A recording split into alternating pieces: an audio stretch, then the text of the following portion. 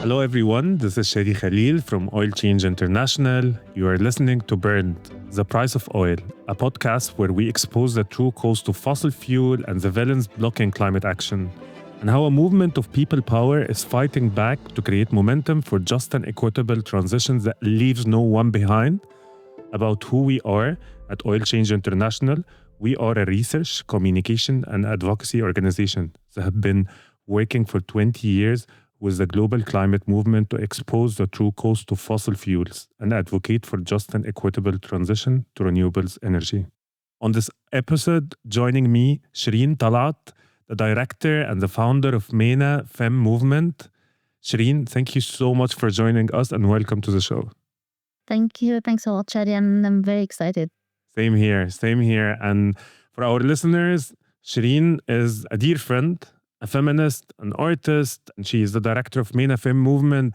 It's a feminist network in the Middle East and North Africa working for just transitions that leaves no one behind, with a global effort and concentration to bring international financial system transformation. We want our listeners, obviously, to get to know you. We would like to start with your journey in fighting justice, but really how did your journey started and how you are working to envision a future that is feminist, but also envisioning futures that are just, that are equitable, that are joyful, that are community driven. Can you take us back to the beginning, to the moments that brought you here doing this amazing work? Thanks a lot, Shady. Actually, I was born into activism. I'm a daughter of an academics, both my dad and my mother, but they were very involved in the leftist movement in Egypt. But what was a turning moment to my life was the Egyptian revolution. That changed my life completely. It actually emphasized on my beliefs, but as you can see, I was an activist, filmmaker, and now working on economical and ecological justice, more into feminist economics and monitoring the international financial institutions came from the Egyptian revolution. I was searching for a moment of hope, and I believe that we can change, even if we are doing small changes, but we can. And that's what actually brought me here. Thank you so much, Shereen. And it's amazing that you're bringing the Egyptian revolution because it also was a moment of transformation for me. It's where I started actually engaging with feminists for the first time, where I started volunteering and working, getting to know people. So it was also the entry point for me to the kind of work that I'm doing right now. But Shereen, you are also an artist. You're also a filmmaker. And to my understanding, you have brought also the intersection between the environmental and the climate work into the filmmaking. It was part of your journey. I consider myself lucky being born in this small community in Egypt. I had access to different kind of knowledge, if I may say. And that also shaped my path as a filmmaker. I'm graduated from the Academy of Cinema, Art and Technology. The lead of this academy was the director Ra'fat Al-Mihi, my godfather, my mentor, and I owe a lot to him. I was focusing more on documentary filmmaking, and I actually teach documentary in a period of my life. And I remember my first documentary after, it was my last year in the academy. It was called withholding. It was about the child protection law in Egypt, and we managed to change some articles in the child protection law in Egypt. So I really liked the idea that I can change with my films. And then I was part of the Egyptians Against Coal campaign. It was a very important campaign that also shaped the path of my activism in the climate and environmental space. And through the campaign, we produced a documentary about coal in Egypt, not only coal in Egypt, but also the interfere in the investments of the international financial institutions that was supporting coal at this time with the IFC, one of the World Bank arms. And it was also an important momentum in my career as a filmmaker after the revolution, which led to a lot of things after that. Thank you so much, Shereen, and for sharing this journey.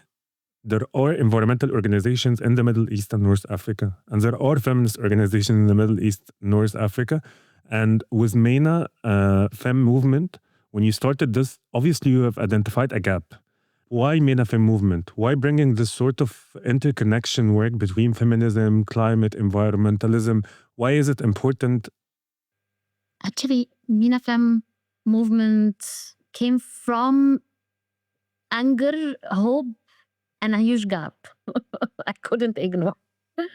I saw women across the region resisting debt, austerity, climate collapse, but were very invisible in the policy space and on the international space.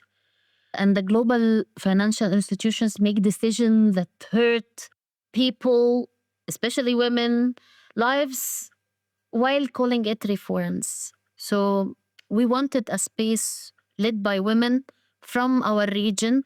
We are super underheard as a region, as Swana region, MENA region, whatever we are going to call it. We understand the colonial roots behind the name, but the very important thing is what we agree on and what we understand and what we decide, not other people to decide for us.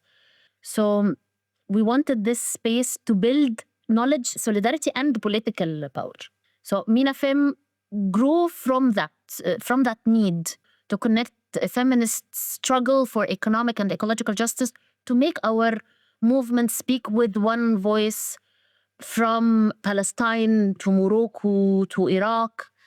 And we are a collective act of resistance built on research and care and solidarity. And the problem is, and this is my interpretation, that actually the patriarchal system was fighting feminism by putting us away from the core of this struggle, the struggle against debt, the struggle against austerity, against ecological and collapse and the climate crises. But what we are trying to do is actually to put this discussion in the heart of the feminist struggles in the region. So when systems are silenced, you create your own platform. That's what MENA Fem became. That's amazing. And also, I mean, from my experience within the climate movement, MENA Fem walked in not only in the regional space, but also within the international space with so much value. Because as you have said, the way systems are operating, it's in a way, in a very technocratic, hyper-masculine way, where it really rejects anything transformational and make you believe in the status quo. And I've heard you speak about dreaming. And for me, feminism is a lot about this. It's about dismantling, having the courage and the imagination to understand that you can have a world beyond the systems that they have designed to us and envision a world where collective care, as you have said, can exist, where prosperity can exist to everyone and not only for the few. Let me take you to a huge part that I know that you're working on through your work on MENA Fem movement and also some of the individual work that you're also leading, which is advocating for the finance needed to fund a just transition on fair terms. And we know that just transition and funded fossil fuel phase out is affordable. And you out of everyone knows that the money is there and within reach. But instead of rich countries providing the public finance needed to make it happen, they are derailing the process by putting forward a failed private finance-led approach. Even though they have the trillions in their public finance to pay for the climate debt and reparation. Shereen, if you can explain to our listeners, some of them might want a breakdown about the climate debt and reparation. There are terms that we use a lot. What does it really mean? Well, climate debt means that those who actually committed the crime, those who are responsible of where we are now in terms of climate change and global warming, and nobody can ignore it now that people are dying from climate change. People are facing displacements and migration because of climate change. It is a reality that my people actually can not only smell it or feel it, we are eating it. But that is actually the responsibility of the big companies, the big investments on fossil fuels, the global north countries that is still pushing and putting more pressure on keeping investing on fossil fuels. So that is the climate debt. Those countries and those companies owes my people. And by my people, I'm speaking about the global majority. And I'm speaking about the South majority, Africans, and people from the MENA region that are not responsible of this crisis at all. We didn't actually, and our contribution in the emission is nothing. They owe us debt. Reparation. Reparation actually is not only on climate from my perspective, but on years and years of colonialization and extractivism of our resources. I remember we were having a composition within the IMF last annual meetings, and the representative of the IMF was saying that yes, we know that austerity hurts, we know that people have vulnerable economies, etc., but what we can do, we have policies, and you cannot only take money without giving it back.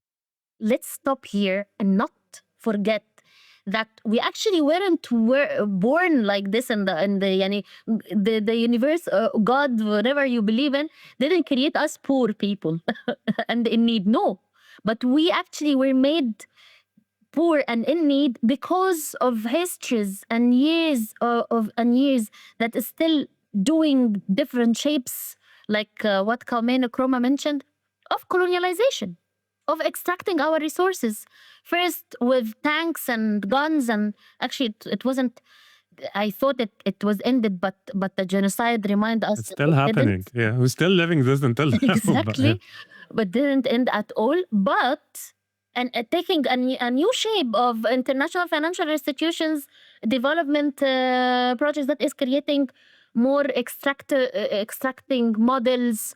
We were just speaking about the European Pact, Mediterranean European Pact, and it's another form of extracting again. So it's, when we speak about reparation, we have to speak about the colonial reparation and the debt and the climate reparation hand in hand. This is a legitimate that the global north countries are not giving gifts. This is not aid that goes to the global south. This is money owed. They have built their wealth, their development from colonialism, from emissions that they have put out and caused what we are facing now out for climate change. And now they have to pay for it. They have to pay for it because it's the spirit of international cooperation, of the UN talks, of everything that they have promoted and they have created and invented and based those values on. And this is what Shireen and many people around the movement are actually working to get. It's a climate debt and the reparations that is owed to the global south. And this is a form of justice that we are expecting here. And Shireen, I will take you to a very sad moment to all of us, which is last year's COP in the UN climate talks.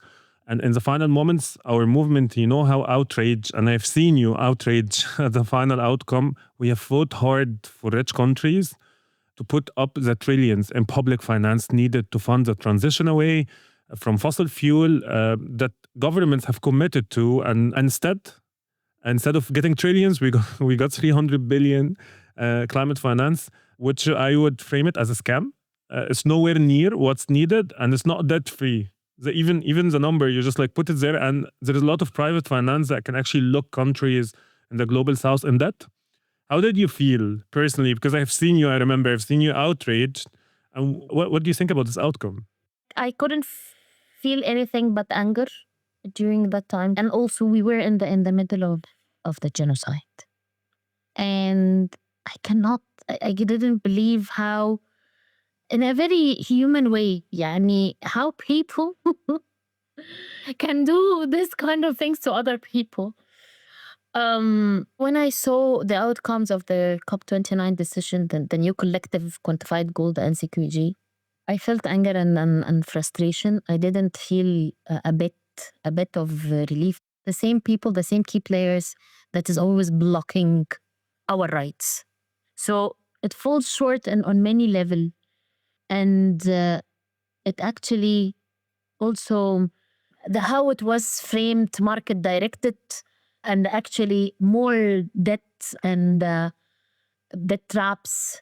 And because I work from the MENA region and the global feminist movement, I know how much more is required and needed, and how much harder it is for our people, for women, for climate vulnerable context to access funding and shape a finance mechanism to challenge this extractivism structure. So it was very, very frustrating. And I don't have high expectations to the upcoming COP as well because of that kind of frustration. But it is a fight that we have to go through as well. Yeah, and let me stop when you said like the same actors are blocking. Do you have, is this like the rich countries in general, or are you speaking about specific countries? It definitely the rich countries, but not in general. But I mean, like a country like the US, all who are benefiting from, and طبعا the European Union يعني. Also a lot of countries around the EU were blocking. They don't want to, they are keeping our money that they extracting from us for years only for themselves. And not only they are not paying their debt to us, but they are actually controlling our lives. They don't care if we're dying from climate change.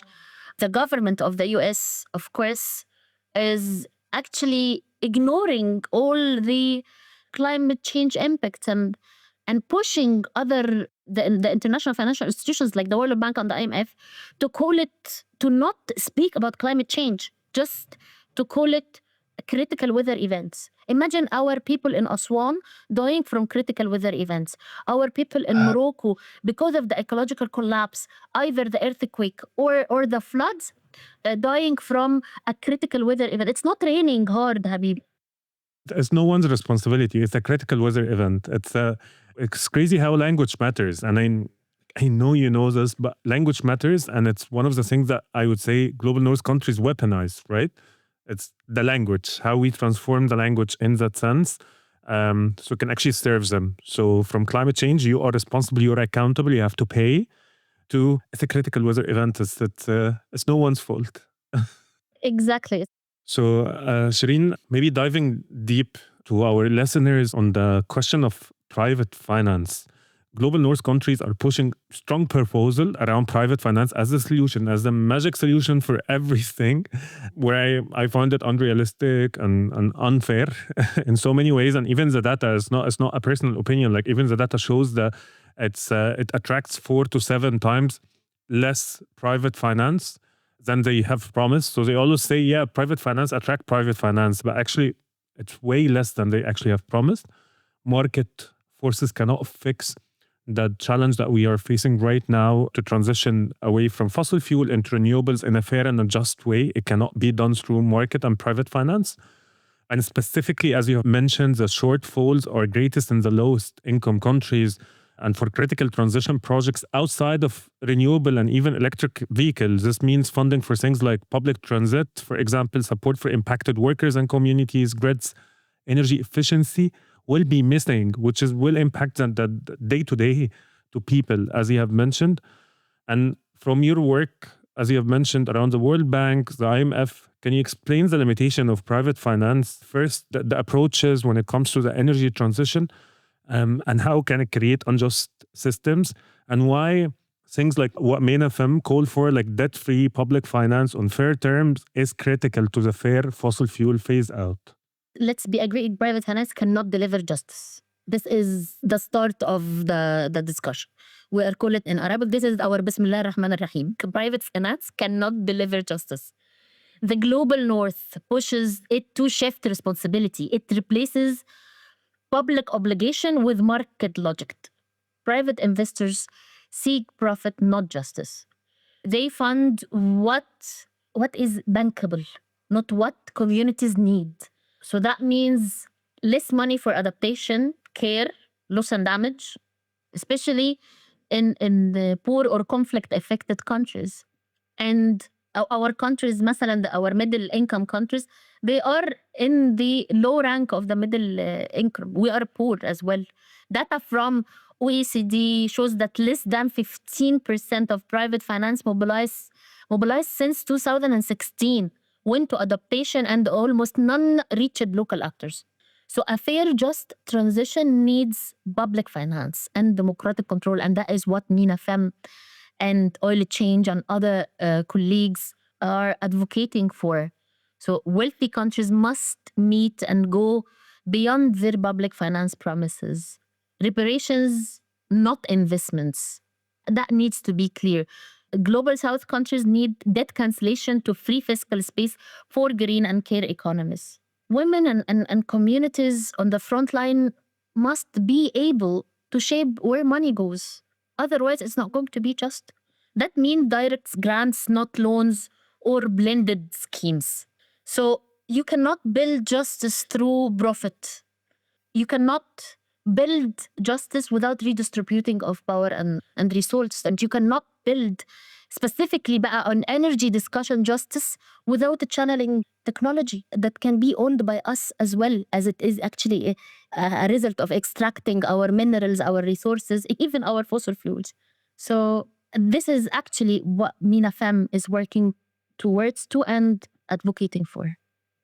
Thank you, Shireen. I think by 2025, right now, we understand that capitalism cannot solve everything, market cannot solve everything, and it's why the work that you are leading is exceptionally helpful when it comes to this.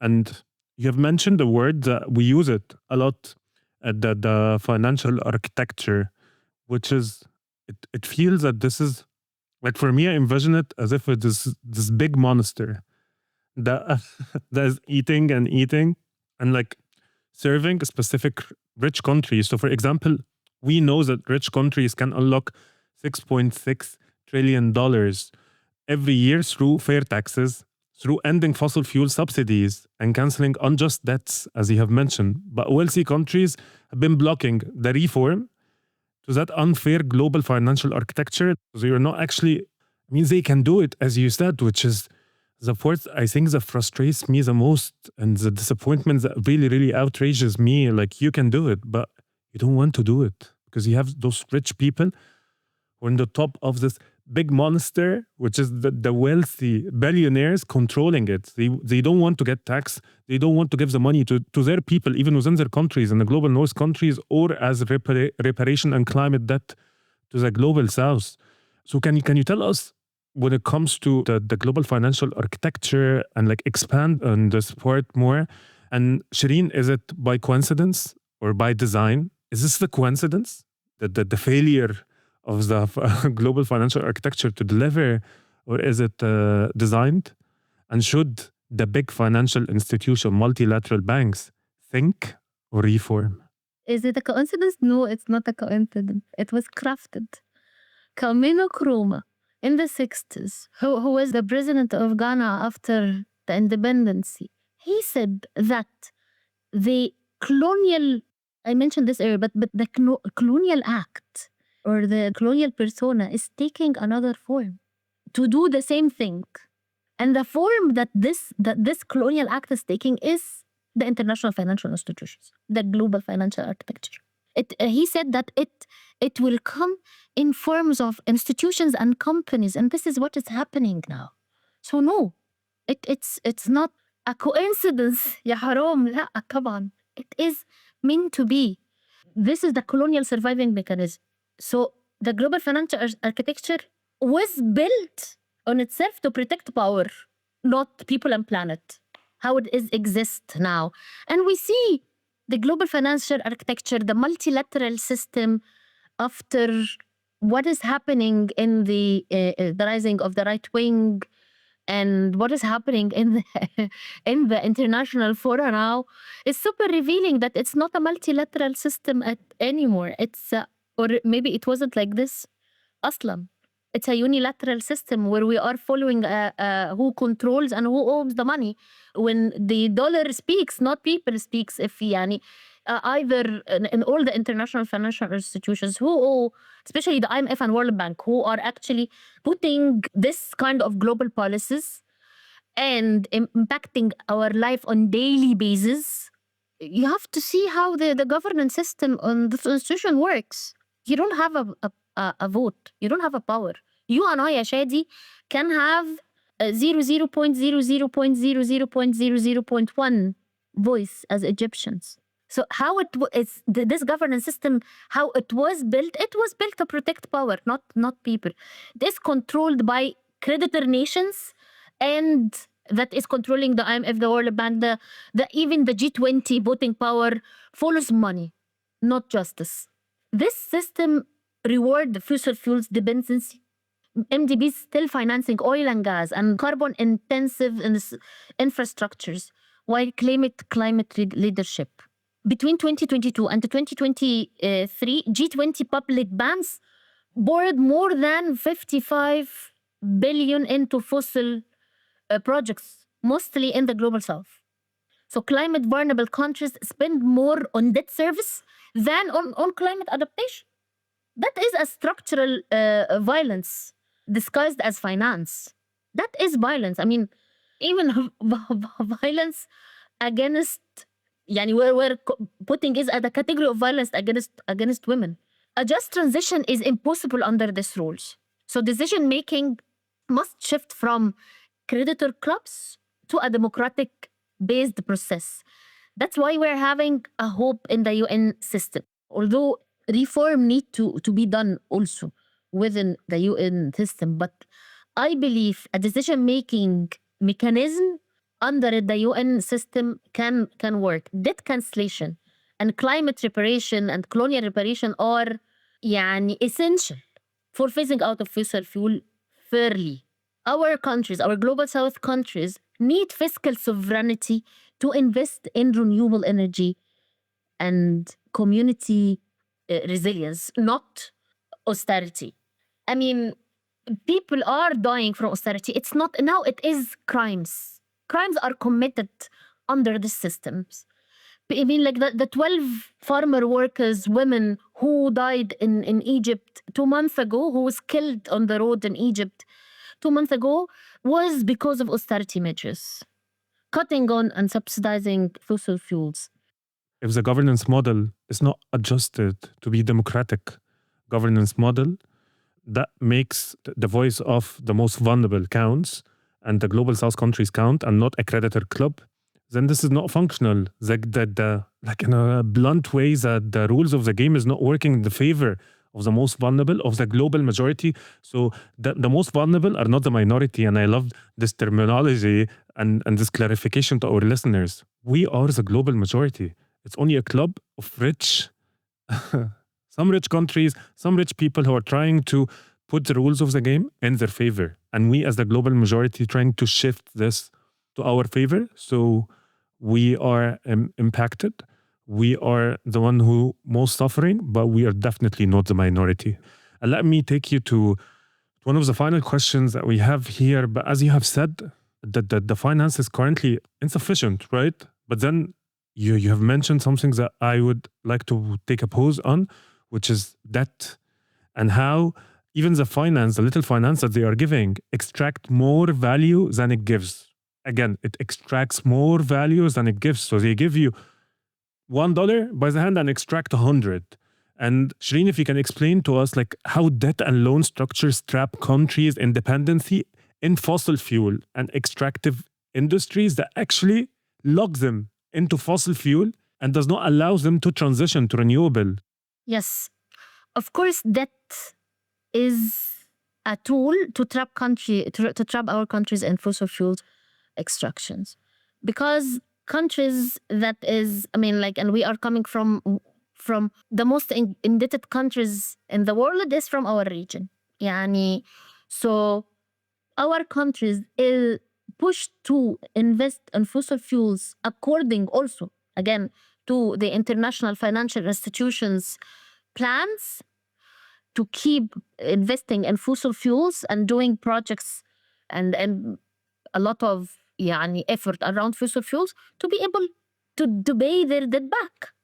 Because in the mentality, it is, with the market values, one of the most credited and safe and wealthy investments that will allow our countries to pay back their debts and to pay back their debt interests. Because most of our countries, I mean, at least Jordan, Egypt, and Tunisia in the region are paying the IMF surcharges. Surcharges is a penalty that you pay if you are one of the most needed countries. If you are taking a lot more times that needed to pay back, and if you borrow in a frequent way, it's something like we are punishing you because you are in need. And this can be a huge percentage of the debt itself, but you're going to pay it. So fossil fuels is part of how you can pay back in a fast way.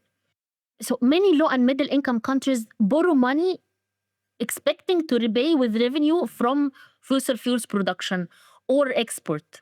But like IOCs, international oil and gas companies, they jump on these opportunities. They always walk into government and say, okay, you know what? Let's make this deal. It will help you pay your loans, but take more loans. And it's crazy when you look into project specific, how they get locked in like country by country into fossil fuel extraction with unfair terms just to pay their debt. But eventually they end up getting more in debt. You are working with big, massive systems. With amazing creative tools. What is the one thing that make you wake up every day and you decide, okay, I'm going to keep working on this massive beast? I know it's it's not an easy question, but what it is? Again, going back to the Egyptian revolution, because it's a very important moment in my life. What actually kept me alive, I may say, was hope. So, and I believe in people. And I asked this specific question to myself in the middle of the genocide, when I was watching our people was being killed every day on TV, on TV, man. And I was asking myself what I'm doing here, advocating for cancelling the debt, ending austerity with whom? With people who are actually killing our people now on TV. But I can see hope in fighting back. I can see hope in resistance. I can see hope on people, and I can see this every day.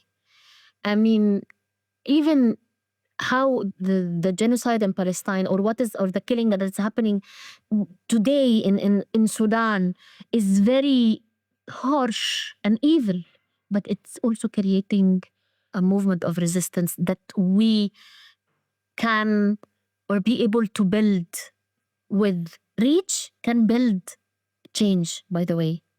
And I'm a mother, ya Shady. I have Rita, my daughter. She is the essence of my life.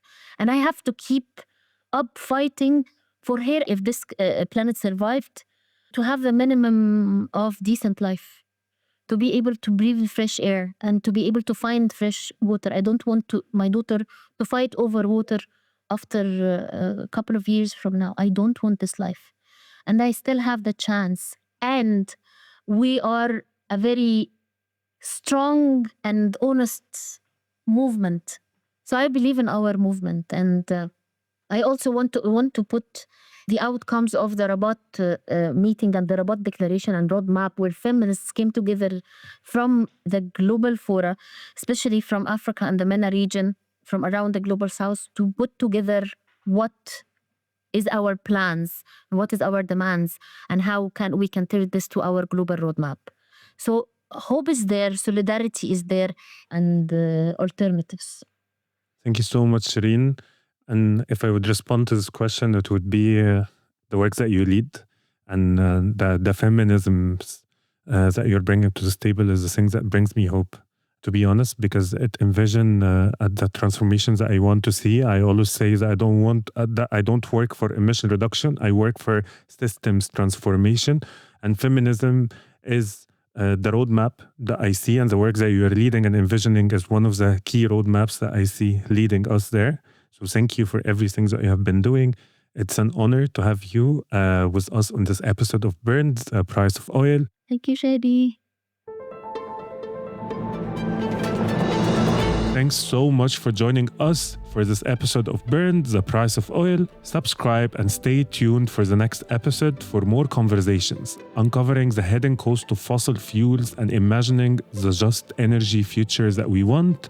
Don't forget to rate us and review us on whatever app you get your podcast on. For more information, you can always check our website at oilchange.org and follow us on social media at Price of Oil. Thanks a lot for listening.